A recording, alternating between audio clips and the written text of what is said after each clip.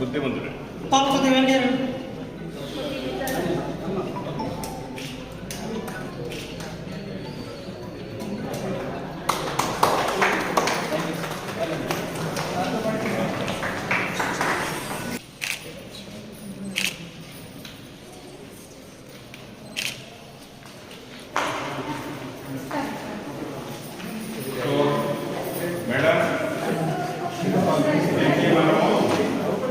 Compound వాళ్ళు plan చేయాలి. Compound వాళ్ళు ప్లాన్ చేయాలి ఇమీడియట్లీ. ఒకసారి మీ సెక్రటరీ గారితో మాట్లాడతాను. మీ లెవెల్ వర్కౌట్ చేస్తే వర్కౌట్ చేయాలి. నా లెటర్ ఏమైనా కావాలంటే అప్పుడు ఇచ్చేస్తాను.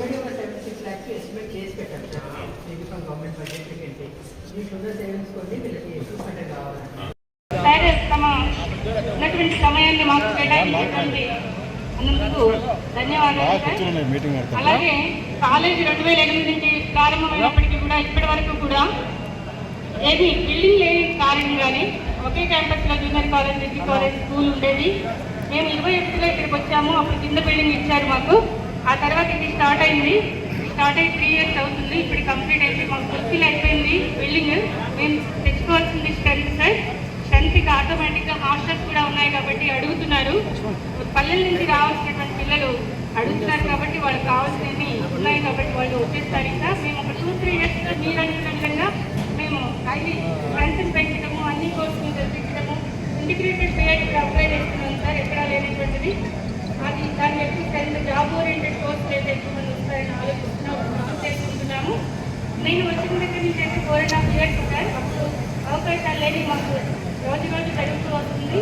అలాంటి అవకాశాలు మేము అనుకుంటామని చెప్తూ సార్కి మరొకసారి మరి మనం చేస్తున్నాను. మాకు కాంపౌండ్ వాళ్ళు ఒకటి కావాలి, అట్లాగే మాకు కావాల్సినటువంటి సౌకర్యాలన్నీ కూడా ఇస్తామన్నారు.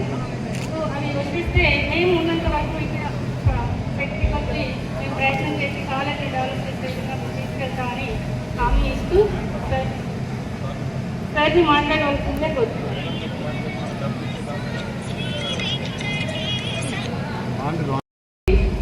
అంతకుముందు ఇన్ఛార్జ్ ప్రిన్సిపల్గా ఉన్న మాధవరావు గారికి, who has worked very hard for this project. నేను doctor Soundarya, I'm the project officer for this RUSA project. ఓవరాల్గా మన స్టేట్కి 512 కోట్ల ప్రాజెక్ట్ ఇది.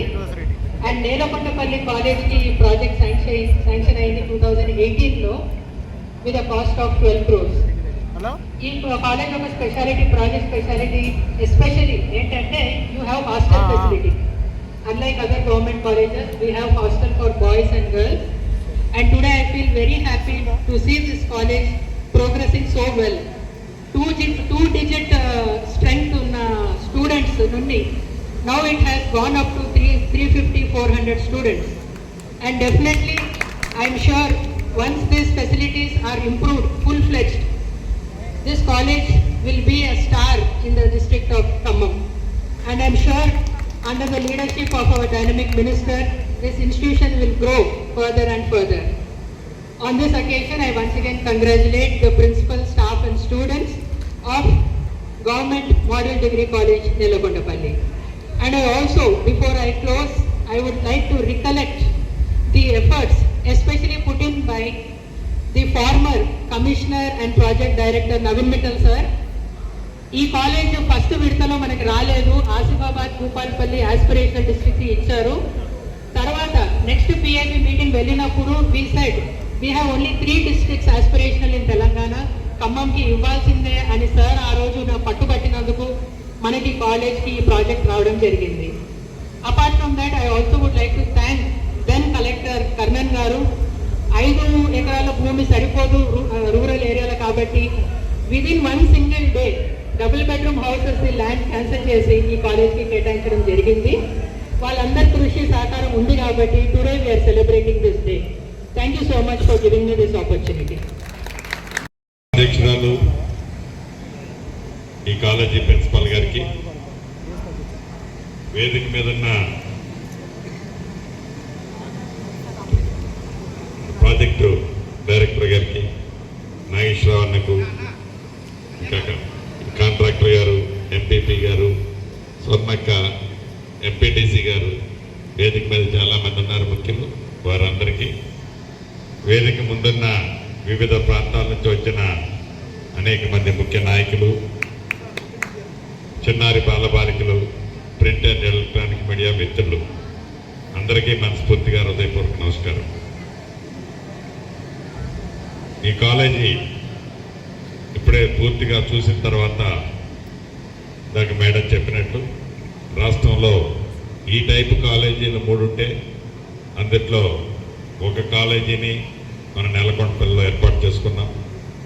భవిష్యత్తులో ఈ కాలేజీని మరింత డెవలప్మెంట్, టెక్నికల్ కోర్సెస్ కూడా ఈ కాలేజీలో వచ్చే విధంగా అనుసంధానం చేసి డెఫినెట్గా ఈ కాలేజీని 3 కాలేజీల్లో కంటే ది బెస్ట్ కాలేజీగా ఈ నెలకొండపల్లి కాలేజీని చేసుకుంటాం. దీనికి కావాల్సిన నిధులు కానీ ఇతరత్ర తప్పకుండా ప్రభుత్వ పక్షాన సాయం తీసుకుంటాం.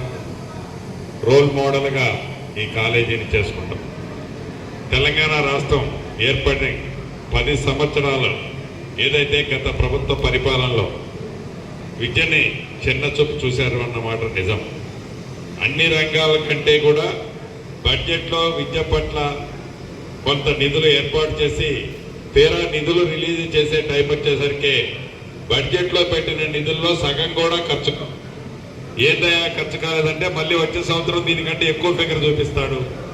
ఎవరికి ఈ అర్థం కాని కన్ఫ్యూజన్లో రాష్ట్రంలో విద్య డెఫినెట్గా వెనకబడింది అనేది చెప్పకనే తప్పదు. కానీ మీ అందరి ప్రేమ అభిమానాలతో ఏ ఇందిరమ్మ రాజ్యాన్ని తెచ్చుకున్నామో ఈ ఇందిరమ్మ రాజ్యంలో విద్యకి వైద్యానికి పెద్దపీట వేయాలన్నదే ఈ ఇందిరమ్మ రాజ్యంలో మా అందరి ఆశయం. అది మీ కళ కూడా. తప్పకుండా విద్య పట్ల ఈ ప్రభుత్వం చిత్తశుద్ధితో ఉంది. విద్య ఉంటేనే ఏ గ్రామం కానీ ఏ పట్టణం కానీ ఈ రాష్ట్ర అభివృద్ధి అయినా జరుగుతుంది. విద్య లేకపోతే డెఫినెట్గా మనం వెనకబడి ఉండటం సత్యం. దీన్ని గ్రహించి ఇందిరమ్మ రాజ్యంలో మేమందరం విద్య తర్వాత వైద్యానికి పెద్దపీట వేయాలని నిర్ణయించుకున్నాం. భవిష్యత్తులో దీన్ని మరింత అన్ని రకాలుగా విద్యను ముందుకు తీసుకుపోయే కార్యక్రమాన్ని గౌరవ ముఖ్యమంత్రి గారు రేవంత్ రెడ్డి గారి నాయకత్వంలో కేబినెట్ మంత్రులందరం కూడా నిర్ణయం తీసుకున్నాం. ఇక నిరుద్యోగ యువత ఎప్పుడైతే విద్య నేర్చుకున్న తర్వాత వారి కన్న తల్లిదండ్రులు ఆ యువత మీద చాలా ఆశలు పెట్టుకుంటారు. గత ప్రభుత్వంలో రాష్ట్రం ఏర్పడితే ప్రతి ఇంటికి ఒక ఉద్యోగం వస్తుందని ప్రతి యువకుడు కలకన్నాడు. కానీ మాటలకే పరిమితమైంది గత ప్రభుత్వం.